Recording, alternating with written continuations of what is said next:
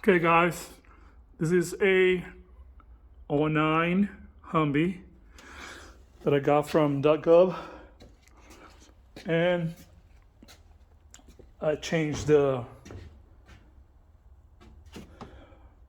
glow plugs, injectors, and oil, and it still does not run.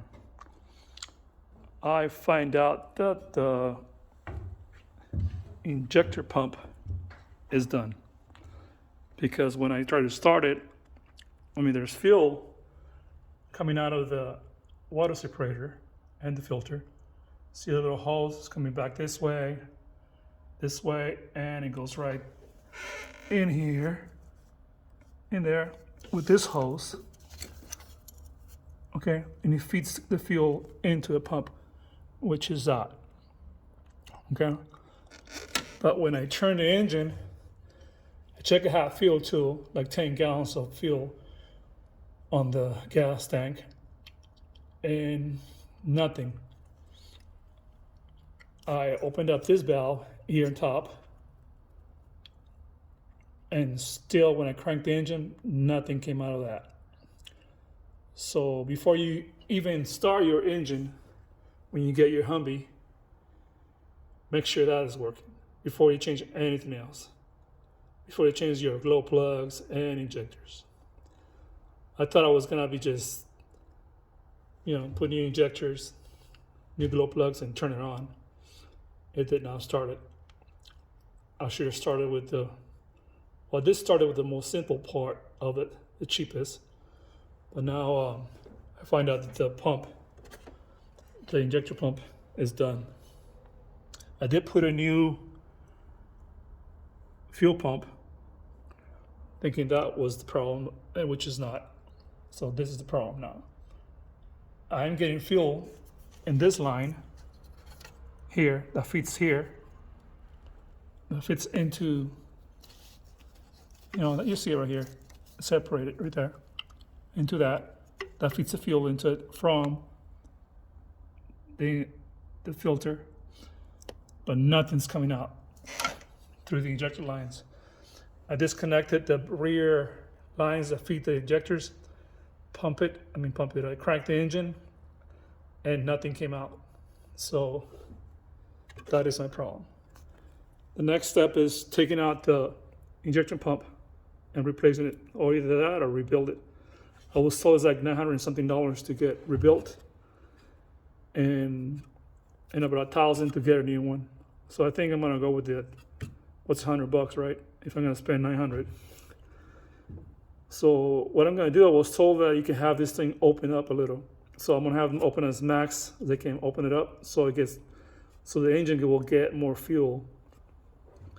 The steps to get this thing out of there is removing the oil filler, which is this. Okay, I did not want to remove all the belts and pulleys and all that shit out of there. So what I did, I released those. This is the filler, obviously. Okay, I released the 2 bolts that hold the filler, that and that. You're gonna have like a stud sticking out this way with a nut behind it and in front of it. Get rid of the one in front and loosen up the front one too. The rear one and the front one, and you pull the whole stud out. Okay, and this thing is like right in here, It's like right in there like that. So what I did also, I bent it a little with the ears. This ear is off this bracket that holds it. See how they're kind of little bended? It saved me a lot of time because I didn't want to get all that crap out, and I pulled it out, And obviously, as you can see, let me show you, inside there, you see the bolts. See that? There's a little stud thing that times it. Now you can still have access to it. You see this little thing here? This part here of this bracket, if it was a little bit more open, this corner, I'm gonna chop it off like this. Grind it down and give me more access to it. and I won't have to remove anything off of it. It's not going to affect anything. That bracket is huge. See, there's that bracket. It's bolted down to the body of the motor. See, there's a nut. I was not going to do all that. There's no way. So there it is. It's exposed. He's going to grind this part a bit, make it like a little triangle type of cut, so I can get the ratchet through it and have, so I can put back the oil filler with no problem. So you can get it out, just do that. Get these things a little bent, it's no big deal. I mean, you can get it back, heat them up a little with the torch so they won't break when you put them back the way they were, and put it back on. Once you cut that piece a little bit to give you more access to it. You have to remove all that crap. Well, I hope this helps you out, and I'll let you know if I can get this thing running. It's been like maybe 2 weeks I've been messing with this thing on and off, not all, because I work obviously. So I will let you know what happens. Hopefully this video will help you, and I'll keep you updated with when I get the new pump, because I was told that it takes like 2 weeks to rebuild it, and I'm not gonna wait 2 weeks, no way. So I think I'm gonna pay the extra $100 and pay for a new one, so I can get this thing running. I mean, I'm anxious to hear this thing run. I mean, like, since I got it. It's been a headache, but it's worth it. Just be patient, and you will get this thing running. If it cranks, if the engine cranks, it's runnable. It's definitely runnable. So there's a lot of things that could go bad, like the glow plug box. That's another thing. And that's it. That's the major thing. Glow plugs, I mean, the filter for the fuel needs to be clean. The glow plugs box, I mean, just go step by step when you get it. Put a battery on, make sure you do not plug the battery wrong, because you will burn the box for the glow plugs. The glow plugs controller box, you will toast it. Make sure you know what you're doing before you connect it. Look at videos, do whatever you want, but make sure you don't plug in the battery wrong, because you will toast that box. I guarantee you. I did it. So I'm trying to keep people from doing the same shit I did. So because it's expensive, it gets expensive. It's like $700 or $750, $800 for that box.